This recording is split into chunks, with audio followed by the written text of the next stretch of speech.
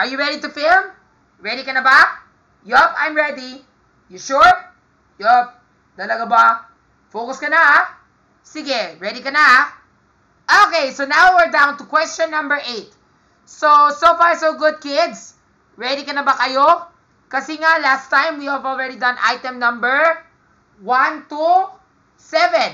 Now we are gonna work on item number 8. Ready? Let's go! Sabi dito, Antoinette, a graduate from grade 12, took an entrance exam at the University of Batangas. She scored 78 points in that entrance exam, which corresponds to a Z-score of 2.13, whose standard deviation is 3 and 3/4 points. Ayan. So in this particular problem, ang sabi dito sa context na to, bago ka magpunta ka sa college, di ba remember sa grade 12 student na si Antoinette, she took up an entrance exam. Tapos yung entrance exam niya ay, she's a grade 12 student. And then she took an entrance exam at University of Batangas. I do not know where that place is, pero what you want is, if you guys know that place, please comment, okay? She scored 78 points in that exam. Tapos, yung 78 points na yan, corresponds to a Z-score of 2.13. And the standard deviation is 3 and 3/4 points. So now, let's identify the given. First, letter A, what is the average passing score in the examination? Ayan, so that one, we need to work this out first. Kasi nga, we need to work on what the average is. If you don't get the average, everything will be wrong. Kaya let's solve for the average first. Bago dyan, let's identify what the given is. First, let's identify what x is. X is, what's the value of x? The value of x is 78. Tama? What is the mu? Wala tayong mahanap, di ba? Wala si mu. Kasi sabi ko dito, what is the average passing score in the examination? So, kailangan na hanapin dyan ay yung mu. Ang standard deviation ay 3 and 3/4. Pero 3 and 3/4 is the same as 3/4 can be converted to 0.75. So, 3.75 points. So, yan. And then, z is 2.13. Now, we just apply the formula. Siguro if you can't see the orange, dude, it's too bright and unseeable. Kaya use another color. Yeah. So now we have Z. Z is equivalent to, remember what's our Z? 2.13, diba? And Z is equivalent to 2.13 is equivalent to 78 minus the mu divided by 3.75. So now, kailangan namin gawin ay, we need to multiply first by 3.75 on both sides. So when we do that, let's do it na lang manually.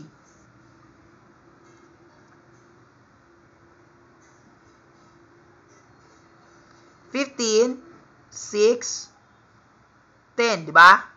10.65. 21, 9, 14. 1491. And then this one will become 39, 6. Then we add 5, 7, 18. This becomes 2 plus 4, 9, 7. Then that's the answer. 7.7985. Now, we have this 7.798.75 is equivalent to 78 minus the mu. Pero, if you were to translate that, that would be 78 minus mu. Or if you were to translate that, if you can rewrite it like this. Negative mu plus 78 equals 7.78975. Yan, di ba? Kasi the mu is negative, so we have to take it on the negative side. And thanks to commutative property of addition, we can take this negative mu. We can't interchange mu and 78. So, kailangan dapat kung may negative, we have to take the negative with us. Okay? Now, we subtract both sides by 78. And doing that will give you this answer. This one becomes 7. 7 to 8 skip. This becomes 0, 1, 2, 5. Pero that's negative. And then we have negative mu is equivalent to this answer. Divide by negative 1. So therefore, the mu is 70.10.125. So therefore, mu is just simply 70. Yan. So that is the correct answer. So therefore, let's see if we are correct. Okay, going back now to the laptop. So therefore, what is the average passing score? The average passing score is 70. How do we do that? First, we multiply, di ba? By 3.75. And then from there, we get something like this. 78 minus mu is equivalent to that answer. Then we subtract both sides by 78, and we get 70.0125. Then we still have negative mu. Divide by negative 1 to convert to positive, and therefore we have positive 70.10125. Or the mu is just simply 70. So now let's see if we get that answer. Okay? So ito yung solution sheet na ginawa ko, okay?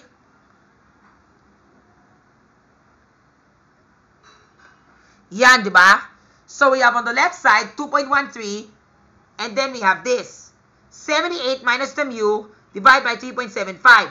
Then here we just multiply this by 3.75, and that's equivalent to 78 minus the mu, and that gives us ano to, 7.9875, just like the one we got kanina. And then minus 78, we get negative 70.125. Then we divide by negative 1, we get this answer, or just 70 points. So tama, so that's the right answer, 70. And then to check to see if we're correct, ito yung ginawa ko. Yan, we got that Z-score, 2.13. And then here, ang ginawa ko, para patuloy na, ito po yun. 2.13 times 3.75 minus 78, and then all together, divide by negative 1 to give us its answer, or which is just simply 70 points. So therefore, the mean is 70. So now let's draw the distribution. So yan, now we have the standard deviation. Now we have the distribution. So what is our mean? 70, diba? And what is our standard deviation? 3 and 3.75. So 3.75, that's 73.75. This one, that, and then plus that becomes 77.5. Then here becomes 80.25, tama? 81.25. Am I right? So yan. And then on the back side, we have, this one becomes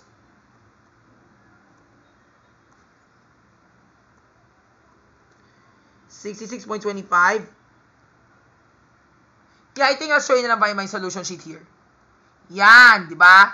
So ito yung sabi ko. So 60, so for the positive side, you have 73.75. Kaya sometimes you can also draw the normal distribution. Pero if you were to compute for everything, kailangan dapat you have to use the calculator to make life easier. So yan, that's right. Okay? And 81.25, and then 66.25, 62.5, 58.75.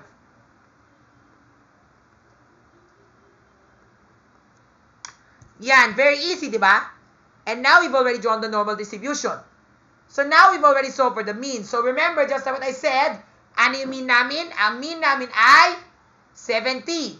Kapag mali yung mu mo, lahat yung mga sagot ay mali. So therefore, you have to be sure that you double check on your answer first before you proceed, okay? So now we got 70 as our answer. So now, can we proceed? Is that the right answer? Yes, kaya di ba nag-double check tayo, di ba? And we get 70 as our mu. Okay? So now let's continue. Next, letter B. Do you think that she belongs to the upper 10% of the distribution? Why or why not? Ayan. So that one is still easy, but it's a bit tricky. Kasi what's sabi dito, if Antoinette were to belong to the upper 10% of the distribution based on her score. Kasi nga she got 2.13%, whose standard deviation is 3.75 points. And do you think that she belongs to the upper 10% of the distribution? To ensure that you belong to the upper 10% of the distribution, okay, going back to the distribution. So where is the upper 10%? The upper 10% is at the 90th percent. So we need to find out if that Z-score of, or if that raw score of 78 points will lead you there.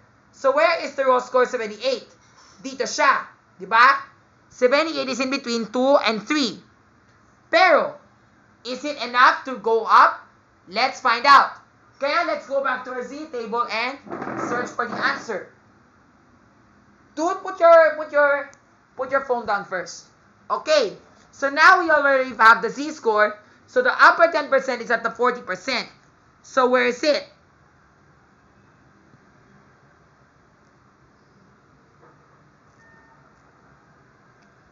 Yan, it's right there. 1.28 and 1.29. So now we play the linear interpolation. So now we have this answer. We have 40.15. Am I right? Minus point. Siguro we do it around Microsoft Excel para hindi tayo mahirapan, okay? So now we have to find out if this belongs to the upper 10% of the distribution. So now we have this. Diba remember this 1.28?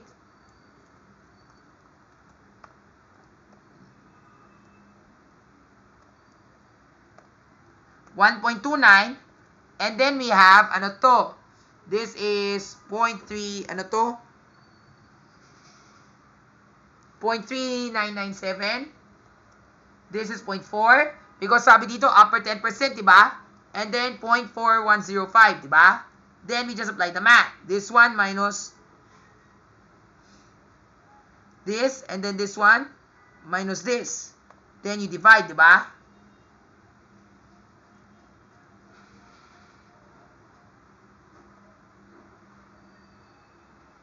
Yes, and that becomes 0.03.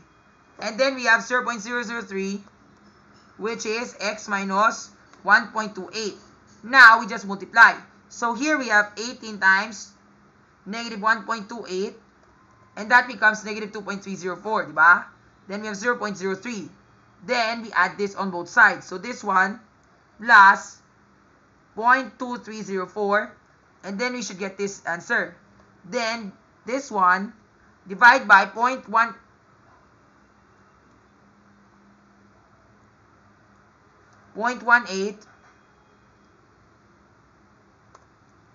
Yan, so that's the z-score. So the z-score is 1.2816667. So therefore, that is what the z-score is, diba? And do you think, and then do you remember, from there, we need to convert that to a raw score. So to do that, remember the formula? We have to multiply by z, which is 3.7 by standard deviation, then add it with 70 points. And then the z, and then it's 74.80. Look, di ba remember that is her score? 72, ano yun? 72, ano yun? So yan, so therefore, if you want to belong to the upper 10% of the distribution, kailangan dapat ang score mo ay more than 74.80 points. But do you think her score of 70, what's her score kanina? Her score of 78 can go? Yes, she can. Yes, correct. Kasi mo, di ba remember, 78, it's right here, di ba? Dito siya sa 2.13. That is the z-score. And then the z-score, and then the upper 10% is above 1.28, 1667. So therefore, it is qualified. Yes, correct. So now, let's go back to our solution sheet. So for letter B, ganito siya. Ito yung sabi ko dito. First, ang ginawa ko dito ay normal standard inverse of 90% because it talks about the upper 10% of the distribution. And then, ang ginawa ko dito, I did it like this. If 2.13 is greater than, kasi nga, diba, remember, 2.13 is right here, diba? If it is greater than the z-score, where the upper 10% is, which is 1.28155 something. And then, if it's correct, we say pass. Kung failed, failed. And the answer is pass. So, therefore, the answer is yes. She belongs to the upper 10% of the distribution. So, once again, congratulations, Antoinette. Next, letter C. For corresponding probability of 46.78%, this concludes that a student was able to beat the average passing score by how much? Yan. So, now we are going to refer to the positive side. But before that, locating on our C table, where is 46.78%?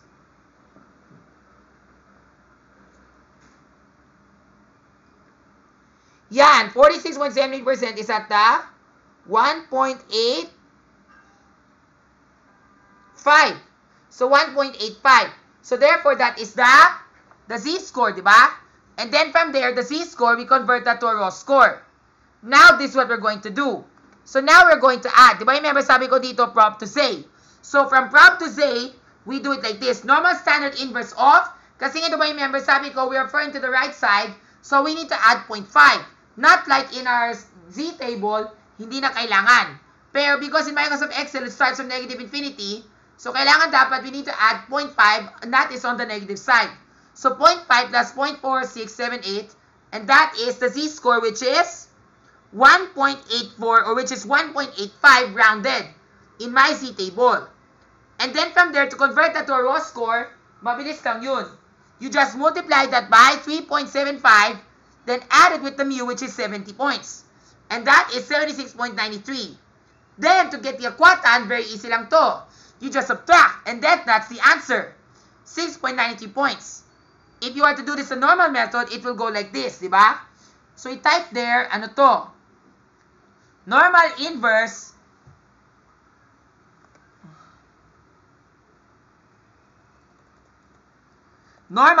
di ba? And then the probability is 0.96, di ba? 9678, di ba? And then the mean, what is the mean?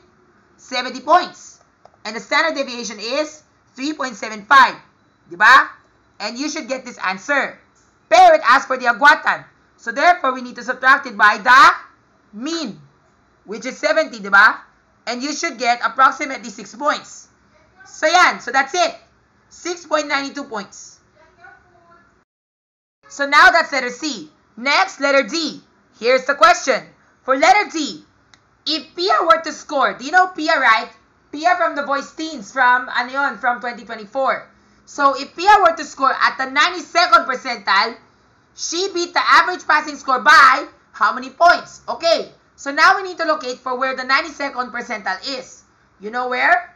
Very good, it's at 42. Because if I remember, 40 plus 42 is 92. So now we have to do another linear interpolation right here. That is, of course, if you don't have an automatic formulae. Okay? So where is the 42? The 42 in our Z table is yan, 1.4 and 1.41. Diba? 1.4, 1.41. And then we have this thing here. What is the Z-score here? 41.92. 0.4192. And then 0.42. What's 0.4207? Diba? And then here it's 0.42 lang. Siguro for this one, this could be kind of easy. So let's just do it the mental math way. So now we have this one. Remember what we do here? Little y, big Y minus the little y. And that's 0.4207 minus. Siguro pa hindi ka mahirap. So yan, we have 0.4207 minus 0.4192, di ba? Then on the bottom side we have 1.41 minus 1.4, di ba? Then on the right hand side we have x minus 1.4, and then here we have 0.42 minus 0.4192. Here's how we simplify. Here on the top side, we do this, and then we should get 0.5. This one becomes 10, 15, 1. Yeah, so that's 0.115, diba? 0.015. And then this one becomes, yun nga, 1.41 minus 1.4. That becomes 0.01. So 0.01 or 0.01 na lang, diba? Then on the right side we have 0.0008, diba? Because this is 42, diba? Minus 192, that's 8. And then we have x minus 1.4, diba? Now we need to divide.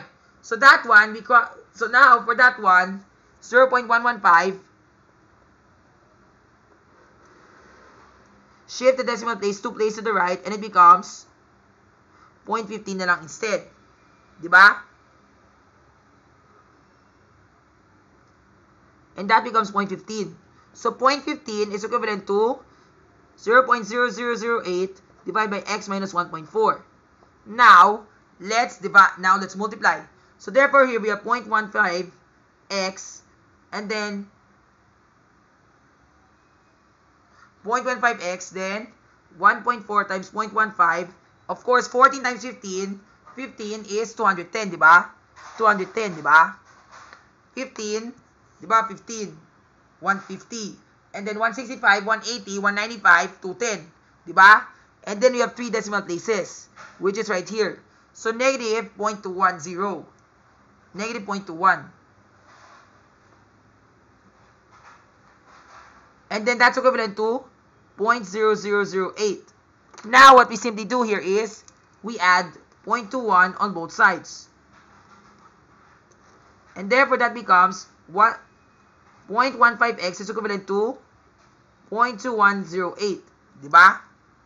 Then we divide both sides by 0.15x. Now, let's see what answer can we get if we were to divide. If we are to do this, this will take forever because, yeah, this not match up. So now, let's do it in Microsoft Excel.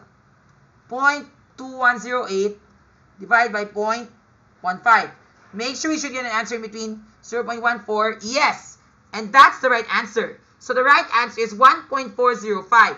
So therefore, yun ang tamang sagot. So the correct answer to the problem is 1.405333 and a bunch of 3's. So therefore, the 42nd percentile is at the 92nd percentile is at the z-score of 1.4. So dito siya, okay? Dito siya, 1.40. So this is where the 92nd percentile is. Pero sabi dito, she beats the mean score by how much? Kaya, di ba, remember yung raw score na yun, yung 1.405333, you have to convert that to a raw score. So ganito kasi yun. So di ba, remember dito, I convert this to a z-score. So normal standard inverse of 0.92. And then we should get the z-score of 1.40507. Yes, and that's the same answer that we got. And then, from there, we convert that to a raw score by multiplying it by 3.75, then adding 70, and we should get 75.27 points. So therefore, that is the raw score. Now, di ba sabi ko dito, how much is the agwatan? Calling yung agwatan. So therefore, ito yung ginawa namin. Ito yun. So therefore, we do this. Minus 70.125. Yan. So therefore, it's 5.25 points. Yan, di ba? She beats the average score by 5.25 points. That's it, di ba? So ito yung ginawa ko. Normal inverse, 0.92, 70, and 3.75. And that'll give you that z-score, di ba? That raw score. Pero, we need to subtract it by our mean, which is 70 points, and we should get this. 5.2565. So therefore, on average, 5.25 points na lang. That's it. Very easy lang talaga yung letter D, ano? Next, letter E. Same as letter D. It means the same question as letter D. Pero sabi dito, who do you think is higher? And by how many points? How many points away? Ayan, so now let's discuss. So looking at our distribution, so diba remember, si Pia ay nasa 92nd percentile. Diba remember Pia, if you look at Pia, she scored at the 92nd percentile. Diba?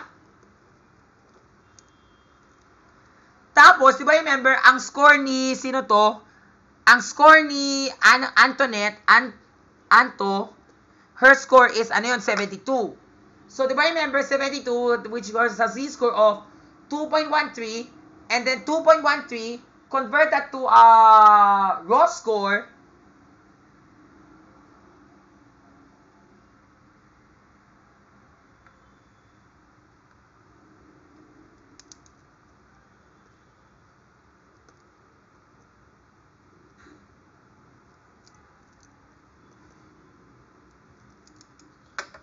So, yan. So, diba remember her raw score, 92nd percentile. What is her raw score? Her z-score is 1.405, diba? Tapos, her raw score dito, the raw score is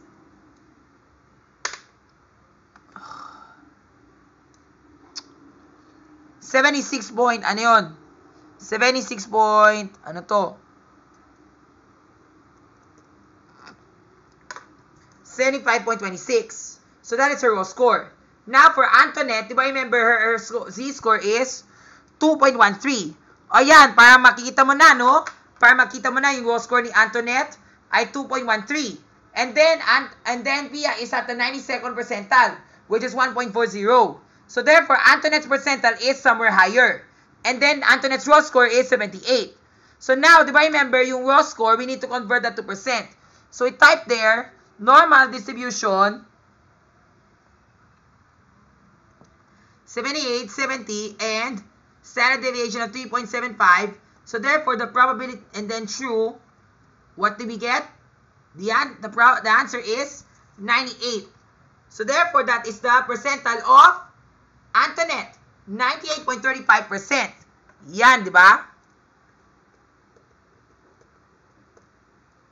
Yan. So now, can we determine who's higher? Yes. And the answer is, Antoinette is higher. So yan, di ba? So therefore, if I were to show you my solution sheet, ito po yung ginawa ko. So for Pia, di ba remember, I did their normal inverse of 0.92, 70, and then 3.75. Therefore, that is Pia's score, 75.26. Then Antoinette is 78, di ba? Then, we solve for the difference, we subtract them both, and we get 2.73. So therefore, that is the answer. Letter E, Antoinette is higher by 2.75 points.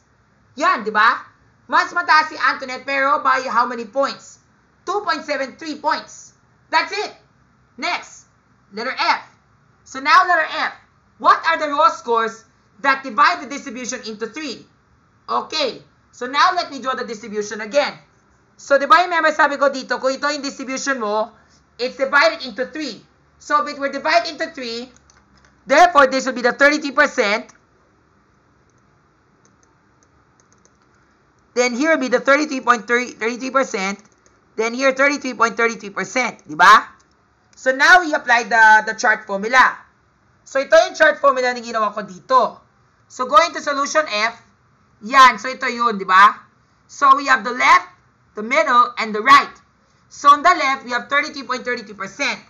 Then in the middle, we have 33.33% again. Then on the right, we have another 33.33%. And then we need to locate for those z-scores. So to find the corresponding z-score, di ba remember 33.33% on the left has a z-score of, yan, negative 0.43, negative 0.43072. Siguro what, Cholis, I have to draw another one because that's not right. Okay? Let me draw another one for you. Please wait a moment. And then, yung nga, the z-score is negative 4.73, di ba?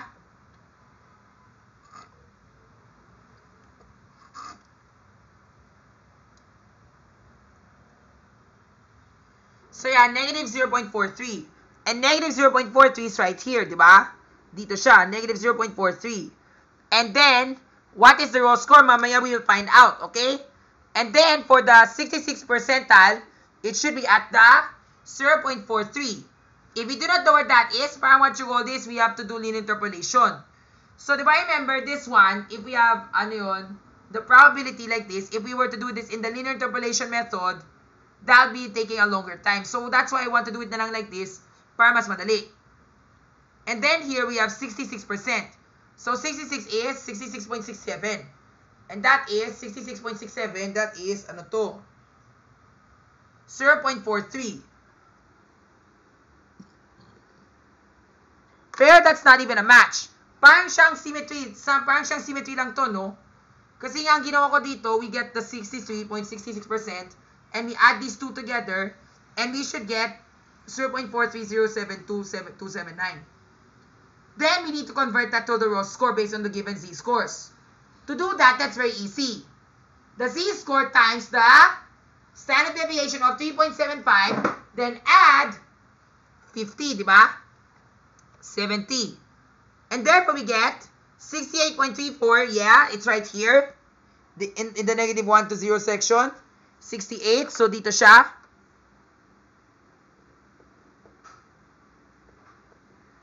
$68.384. And then, 71.615. Yan, dito siya. 71.615. That's it, di ba? And that's how you do it. That's how you found the raw scores.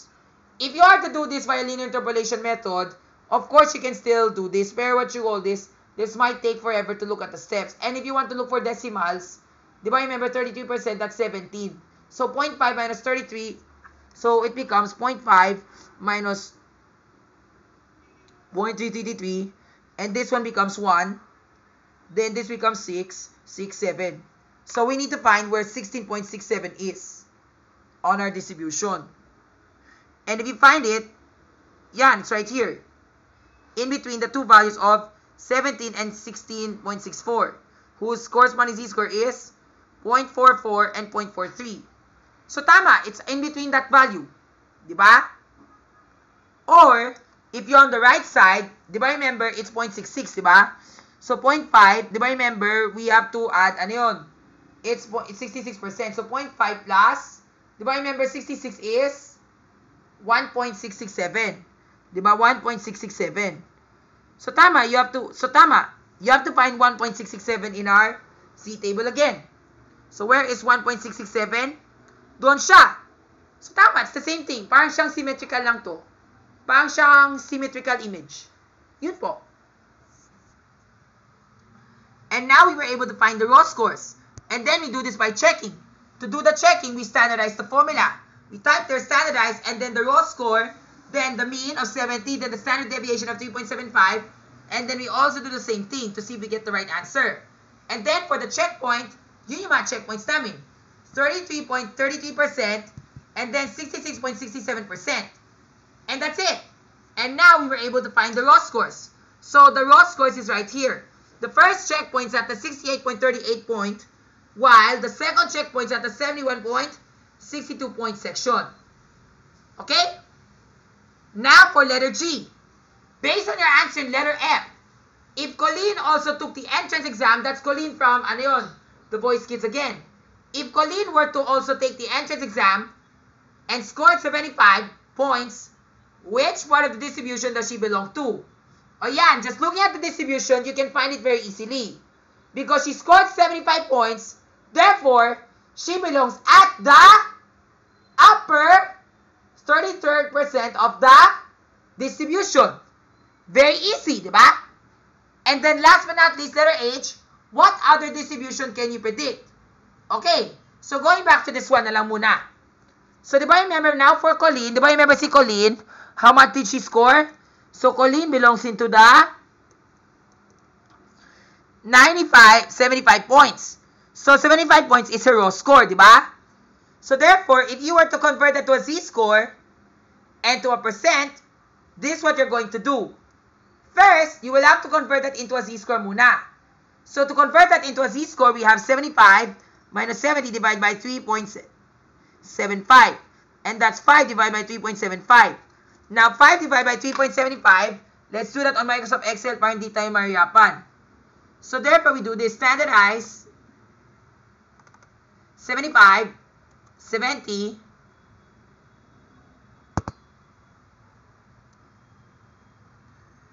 and then 3.75.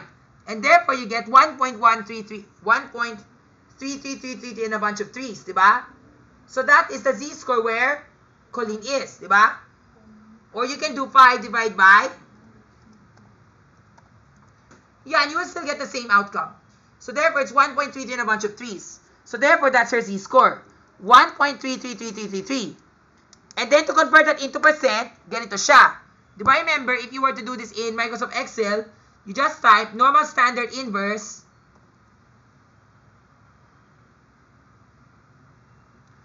normal standard distribution, the Z, and then we type there true, so that it will give us the corresponding probability. And that's at the 90th.78 percentile. Yan, di ba? Or 91% na lang. Di ba? So therefore, that's the conclusion that we can draw.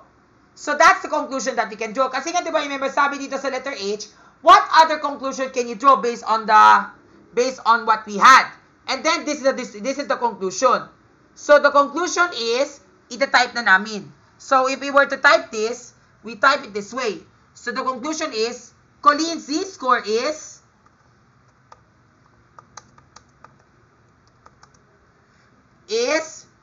what's her z-score? 1.333 based on her score of 70 points.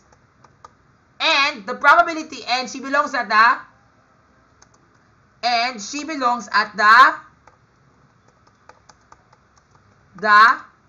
90.87th percentile.